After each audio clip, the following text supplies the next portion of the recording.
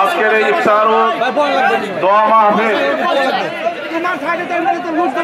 ঐতিহ্যবাহী গোলাবাড়ী ইউনিয়ন কর্তৃক আয়োজিত এবং শোনার জন্য এই বানরগাছি উচ্চ বিদ্যালয় মাঠে ইফতার পূর্ব আলোচনার সম্মানিত সভাপতি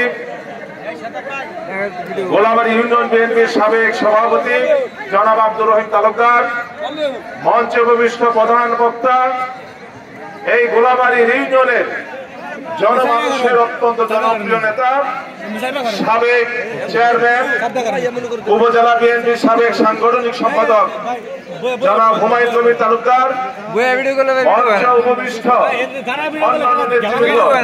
আমার সবার নাম বলতে ইচ্ছা করছে, কিন্তু যখন ঘড়ির দিকে তাকাচ্ছি মনে হয় যে নেতৃবৃন্দ এটা ক্ষমা সুন্দর দৃষ্টিতে দেখবেন, কারণ আমি মাত্র 5 থেকে 7 মিনিট কথা বলতে পারবো।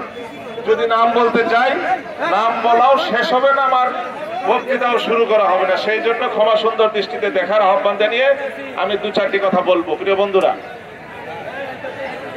আপনারা জানেন গত কয়েকদিন আগে ইব্রাহিম খলিল নামে 20-22 বছরের আমাদের দলের একজন কর্মী আওয়ামী সন্ত্রাসীদের হামলায় প্রথমে সে গুরুতর আহত হয় এবং সেই হামলায় আমাদের দলের দুর্দিনের কর্মী, দুর্দিনের অত্যন্ত পরীক্ষিত নেতা হাবিবুর রহমান মেম্বার আহত হয়। তাদেরকে ময়মনসিংহ হাসপাতালে চিকিৎসাধীন রাখা অবস্থায় ইব্রাহিম খলিল নিহত হয়েছে। আমরা এই ঘটনার তীব্র নিন্দা জানাই। এই ঘটনার সাথে জড়িত প্রকৃত দোষীদের গ্রেফতার দাবি করি, বিচার দাবি করি এবং দৃষ্টান্তমূলক শাস্তি দাবি করি। আমি একজন আইনজীবী হিসাবে এই মামলায় যদি কোনো আইনি সহায়তা দেওয়ার দরকার হয়, আমি ইব্রাহিম খলিলের হত্যার বিচারের জন্য, হাবিবুর রহমান মেম্বারের উপর নৃশংস হামলার জন্য আইনি সর্বপ্রকার সহযোগিতা দিতে প্রস্তুত আছি এবং দিব ইনশাআল্লাহ। কিন্তু পাশাপাশি যে কথাটি বলতে হয়, এই ঘটনাকে কেন্দ্র করে খোলা পানিতে মাছ শিকার করার চেষ্টা করা হয়েছে।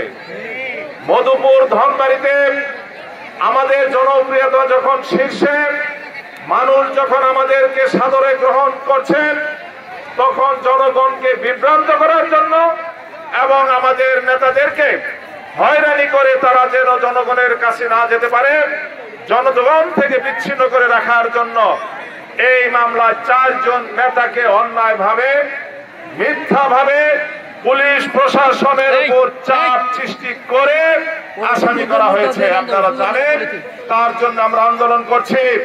জনাব আনোয়ার হোসেন বিএনপির দুর্দিনের সাথী, জয়নাল আব্দিন বাবলু যিনি উপজেলা বিএনপির সহসভাপতি ছিলেন, আব্দুল লতিফ পান্না মধুপুর পৌর বিএনপির সাবেক সাধারণ সম্পাদক, মধুপুর পৌরসভায় তিনি ধানের শীষের প্রতীক নিয়ে ইলেকশন করেছিলেন। আর আরেকজন হলো বেরিবাইদ ইউনিয়ন, যে ইউনিয়নের ঘটনা, সেই ইউনিয়নের বিএনপির যিনি সভাপতি ছিলেন, সাধারণ সম্পাদক ছিলেন, ধানের শীষের প্রতীক নিয়ে চেয়ারম্যান ইলেকশন করেছেন বেরিবাইদ ইউনিয়নে, মজনু মেম্বার, তাকে আসামি করা হয়েছে। আর আরেকজন নেতা তার গ্রামের বাড়ির পাশে অন্য ইউনিয়নের একজনকে আসামি করেছেন। তার নাম বলবো না, কারণ পুরোপুরি নাম তার দিলেও ঠিকানাটা সঠিক দিতে পারে নাই। তিনি ঢাকায় থাকেন, অথচ এই হত্যা মামলা তাকে আসামি করা হয়েছে। আজকে বলতে চাই, এই যে আমরা একই দল করি, আমাদের নেতা যদি শহীদ রাষ্ট্রপতি জিয়াউর রহমান হয়ে থাকে, আমাদের নেত্রী যদি দেশের নেত্রী বেগম খালেদা জিয়া হয়ে থাকে, আমাদের নেতা যদি জনাব তারেক রহমান হয়ে থাকে, আর আমাদের দলের প্রতীক যদি ধানের শীষ হয়ে থাকে, তাহলে কেন নিজেদের মধ্যে এত কাদা ছড়াছড়ি, কেন নিজেদের মধ্যে এত বিভেদ, কেন নিজেদের মধ্যে এত বিরোধ সৃষ্টি করছেন? আমার তা বোধগম্য নয়।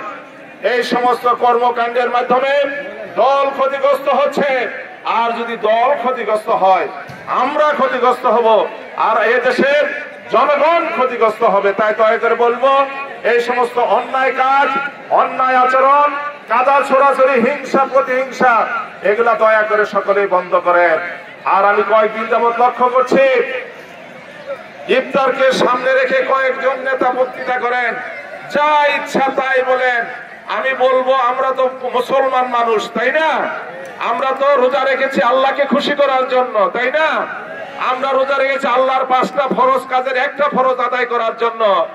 রোজার মাস সম্পর্কে তো আল্লাহর অনেক নির্দেশ আছে, আবার অনেক সুসংবাদ আছে। রোজা শুধু থাকলেই হবে না, রোজা শুধু পানাহার, এই যে খাবার নিয়ে বসে আছি খাই না, এতে কি রোজা হবে? রোজা হবে না। রোজাতে আমাদের কথাবার্তা, আচার আচরণ এবং নিজের চোখেরও রোজা করতে হবে। তাহলে দেখা যাচ্ছে রোজাকে সামনে রেখে ইফতারের পূর্ব মুহূর্ত গীবত করে বেড়াচ্ছেন এবং আমাকেও যা ইচ্ছা তাই গালিগালাজ করেন। আমি কিন্তু কোনোদিন মঞ্চে বসে এই মধুপুর ধনবাড়িতে কোনোদিন আমি বলতে পারি কোন নেতার নাম উচ্চারণ করে আমি কোনোদিন সমালোচনা করি নাই, কোন নেতার নাম উচ্চারণ করে তার বিরুদ্ধে কোনোদিন বক্তৃতা আমি করি নাই, করবো না ইনশাল্লাহ। কারণ যাদের নামের বিরুদ্ধে আমি বক্তৃতা করব, যাদের নাম উচ্চারণ করব, তারা তো আমার